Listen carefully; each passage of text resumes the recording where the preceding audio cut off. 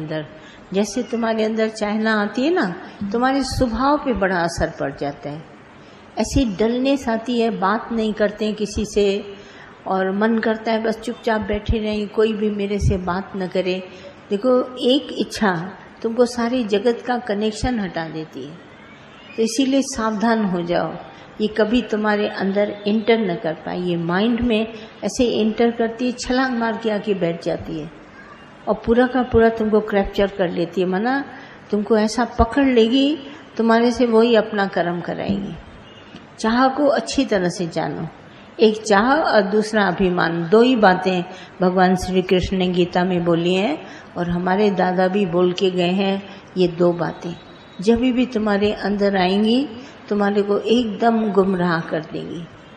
तो इसलिए अच्छा है, अगर हम गुमराह होने से बचना चाहते हैं तो जब भी देखो थोड़ी सी भी चाहना तुम्हारे अंदर पैदा हो रही है, एकदम भगवान को प्रार्थना करो, भगवान चाह भले आ रही है पर तुम संभालना, क्योंकि तुम संभालोगे तो मैं संभल सकता हूँ, पर अगर तुम नहीं संभालोगे तो नहीं संभल पाऊंगा।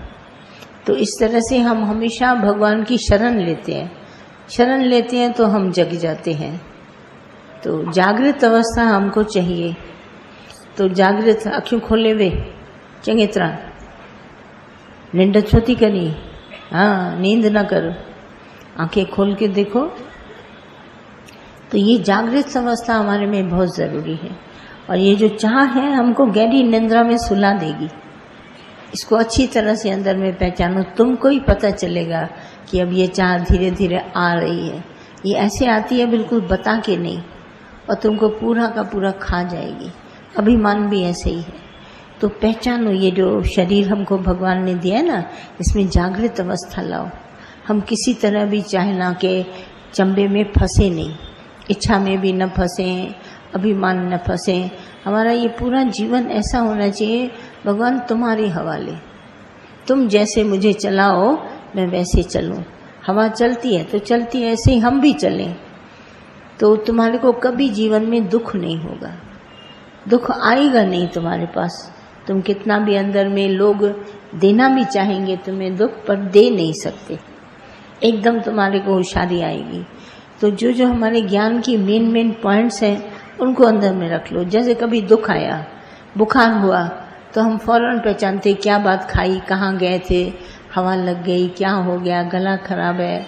तो ये सब बातें हम पकड़ लेते हैं। डॉक्टर भी वही पूछता है, फिर हमको ठीक करता है दवा देकर।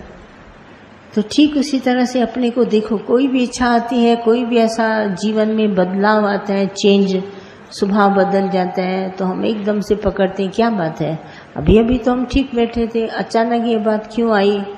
मन में घबराहट सी होने लगती है। कितने बच्चे हमको टेलीफोन करते हैं कि दीदी ऐसा नहीं हो रहा है, फिर मुझे घबराहट हो गई, अकेलापन लगता है, फिर मैं क्या करूं। मैं उनको सिर्फ कहती हूँ धीरज रखो, टाइम पास हो जाएगा, फिर आएगा अच्छा टाइम, और तुम अपनी हिम्मत ना हारो, चलते चलो। क्योंकि दादा ने कहा है चलना हमारी शान है और रुकना हमारा काम नहीं है, चलना हमारी शान। आगे नेक्स्ट स्टेप ले लो, फिर मदद करेगा भगवान, फिर करेगा। इसे हिम्मत दो बच्चों को, बड़ों को, ताकत अंदर में फूको। जैसे साइकिल में हवा फूकते हैं ना, वो हम हवा फूकते हैं, बाकी कुछ नहीं है। दादा का ज्ञान इतना ऊंचा है, एक घड़ी भी तुम रहेगा, एक पिंच भी उठाएगा ना, तुम्हारा जीवन बहुत अच्छा बीतेगा, आराम से बीतेगा। देखो मुझे 51 ईयर्स हो गए सत्संग में, जब से मैं दादा से मिली, 50 और 1 51। हाँ, और तब से कोई कुछ नहीं हुआ। मुझे कभी नहीं लगता है मैंने ज्ञान लिया, मैंने विकारों को बस किया, मैंने ऐसा किया, नहीं। सिर्फ मैंने गुरु का संग किया, और ये मिलेगा गुरु कृपा से।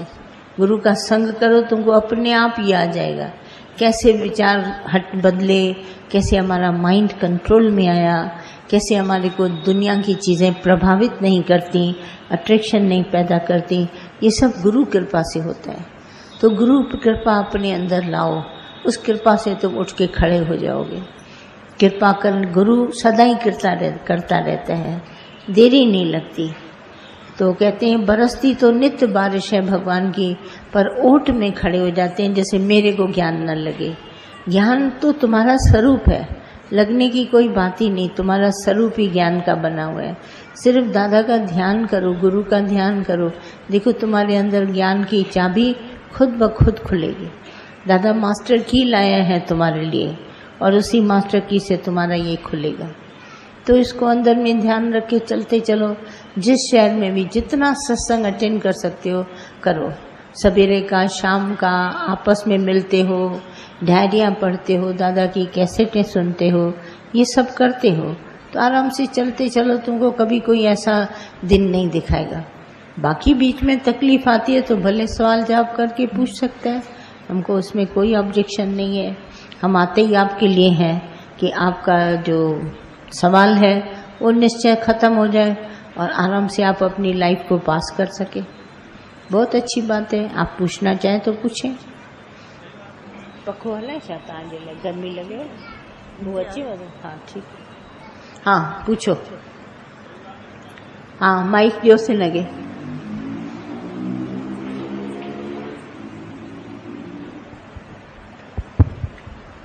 शुक्राने भगवान के पल पल के। और बिल्कुल सच्ची बात है, दादा की ओट लेते हैं हाँ। तो दुख आता ही नहीं है। हाँ। मानो कभी ऐसा दिन भी आ जाता है तो गुरु से सहन नहीं होता। सुबह को सत्संग में चले जाते हैं तो बिल्कुल फिर पूरा दिन आनंद, पूरा जीवन आनंद ही आनंद। हाँ, हाँ। सत्संग में सभी प्रश्नों का हल मिल जाता है, जीवन एकदम आनंद हो जाता है। हाँ, शुक्राने भगवान के पल पल। ऐसे महसूस करते हैं आप? जी हाँ बिल्कुल भगवान जी, मैं तो अपने जीवन में बिल्कुल महसूस करता हूँ। अच्छा। जैसे भी सत्संग सुबह कोई उलझन कभी आ भी जाती है ना, सत्संग मिस नहीं करते हैं।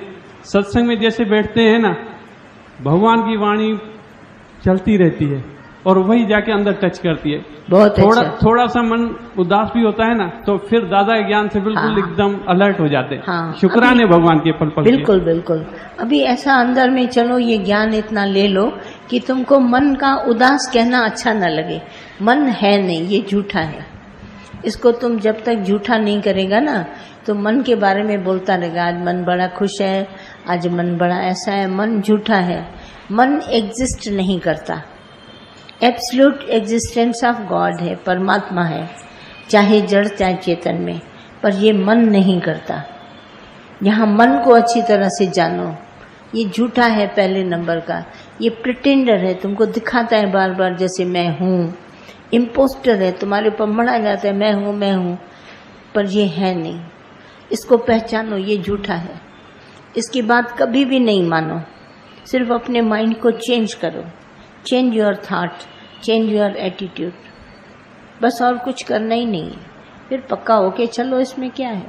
मन उदास मायूस की बात ही ना बोलो, बैठे सुनता है वो, देखा मैंने इसको उदास बनाया था ना, तभी ये कह रहा है। और गुरुजी, गुरु की लाख शुक्राने हैं। मैं जो मन में सोच के क्या आया था कि मेरे मन में थी आके मेरे को भगवान से मिलना है और कुछ प्रश्न उत्तर थे मन में, और आपने वही बात छेड़ दी अभी भी। जैसे कि आपने बताया कि हम 51 ईयर से आप जुड़े हैं भगवान से, तो मेरे को यही पूछना था कि अपन जैसे संसार में सबसे जुड़े हैं, जिस चीज़ के अपने को उनकी आदत पड़ गई है रिश्तों में, इसमें हर चीज़ में उलझने की। आप तो बचपन से भगवान से जुड़े तो शायद आपने उसी समय से कंट्रोल कर लिया जो चीज़ें नहीं होनी थी, पर हम जिन चीज़ों में हमारी अध्यक्षता पड़ चुकी है तो हम लोगों को उनको छोड़ना जो है ना कुछ दिक्कत आती है, नहीं छोड़ सकते हैं, जैसे इच्छाओं के अधीन हो जाते हैं। तो ऐसा कुछ मेरे को लग रहा था कि आपसे पूछूं कि आपने तो आपके सामने शायद वो सिचुएशन आई भी नहीं, पर हमारे सामने जो सिचुएशन आई है तो हम उसको कंट्रोल अभी नहीं कर पाते। जिस चीज़ों की अपने को आदत पड़ चुकी है तो आदत छोड़ना हमको जो है ना बहुत दिक्कत देती है। पर ऐसा कुछ है नहीं जिस तरह से आप बोल रहे हैं, और मैंने अपनी लाइफ में कुछ नहीं किया है, मैंने सिर्फ गुरु किया है। आप लोगों को क्यों तकलीफ आती है? क्योंकि आप लोग गुरु नहीं करते। सत्संग भले सुनते हैं मगर गुरु नहीं करते। गुरु करना और सत्संग सुनने दोनों में बहुत बड़ा जमीन आसमान का अंतर है। मैंने गुरु को अपना बनाया, और ये जो परिस्थितियां तुम कहते हो ना, गुरु के आगे कोई भी परिस्थिति ठहर नहीं सकती। गुरु है शेर शिवोहम, तो वो कभी भी उसके आगे कोई परिस्थिति ठहरती नहीं है। ऐसा कभी नहीं हो सकता गुरु और हम साथ में बैठे और परिस्थिति ठहरे कभी नहीं होगी। गुरु किया है तो कुछ नहीं होगा, गुरु नहीं किया है तो परिस्थितियां आएंगी जाएंगी। मैं सबको वहाँ लखनऊ में भी बोलती हूँ, पहले करो गुरु। गुरु अगर जीवन में आ गया तो अब सब कुछ गुरु करेगा, मुझे नहीं करना है, न मैं कुछ कर सकती हूँ। और गुरु ने हमको ये सारा संसार झूठ बताया, परिस्थितियाँ झूठी, मन झूठा, तन झूठा, सांस का आना जाना झूठा। हमने सब एक डायरी बना के इसमें लिख दिया ये झूठ है। और जो सच की डायरी बनाई, सच माना एक परमात्मा, वो व्यापक है सभी जगह। तभी मैंने आपको आते ही बोला, हमारे निराकार परमात्मा को प्यारे सत्संगियों की आवश्यकता है, वो झूठे सत्संगी नहीं चाहिए। जैसे आसमान को तारों की आवश्यकता है, ऐसे निराकार को प्यारों की आवश्यकता है। दादा हमारे निराकार स्वरूप में आए और निराकार रूप में आके हमको निराकार का ज्ञान दिया। अब हम कभी भी दादा से जुदा हो नहीं सकते। भजन भले आप गाते हो, जुदा हरगिज नहीं होंगे, पर ये बात बिल्कुल फैक्ट है, हम कभी भी दादा से जुदा नहीं हो सकते, क्योंकि गुरु किया है। गुरु किया होता ना तो ये परिस्थितियां ठहरती नहीं। मेरे आगे एक परिस्थिति नहीं आई, मैंने कोई कोशिश नहीं करी कि मैं ज्ञान की तरफ बढ़ूं। गुरु ने, दादा ने मुझे कहा जस्ट फॉलो मी, मेरे पीछे पीछे आओ। मैंने देखा दादा सच की तरफ जाते हैं तो मैंने भी उधर ही चलना शुरू किया। झूठ बोलना बिल्कुल जीवन से खत्म ही हो गया, झूठ का संग खत्म हो गया। शरीर का संग, संसार का संग, धन का संग, इच्छाओं का संग, अभिमान का संग बिल्कुल खत्म, और गुरु के पीछे लग गए तो अपने आप मंजिल मिली। कोई देर नहीं लगेगी, आपके साथ भी ऐसा ही होगा, पर सिर्फ गुरु करो। गुरु करने का अर्थ है गुरु की पैरवी करना, गुरु की बात को मानना। जैसे गुरु कहता है तू देह नहीं है, तो सच है ये कि हम देह नहीं है। गुरु कहता है घर संसार है, दिखाई देता है तुमको, पर ये सब घर वाले भगवान हैं। तो गुरु के कहने पर वो कैसे भी हैं आपके स्वभाव के, उनको पहले भगवान देखो। लड़की है, लड़का है, पति है, माँ है, बाप है, अगर तुमने भगवान की दृष्टि डाली वो तुमको कुछ नहीं कर पाएंगे, तुम जीतोगे। क्योंकि दादा ने हमको ये दृष्टि में सब कुछ सिखा दिया। इतनी बहादुरी इस दृष्टि में आई, चाहे बहू बेटा तुम कहते हैं, हम कहते हैं ये घर दादा ने दिया है, दादा का घर है। दादा के घर के एक एक बाल बच्चे को भगवान देखो, ये हमारे गुरु का कहना है। कहना है तो इसी पे रहना है। हम कभी भी अपने से जुदा किसी को कम और ज़्यादा नहीं मानते। वो भी हमारा अपना स्वरूप है, वो भी अपना नसीब खाता है, हम भी अपना नसीब खाते हैं। आज हम सब इस मुल्क में आए हैं, इकट्ठे ज्ञान की वजह से हुए हैं, पर एक एक जना अपना नसीब खाएगा। आप में से कोई किसी को नहीं खिलाएगा। ये अपनी प्रारब्ध लेके यहाँ आए हैं और अपनी प्रारब्ध खा के जाएंगे।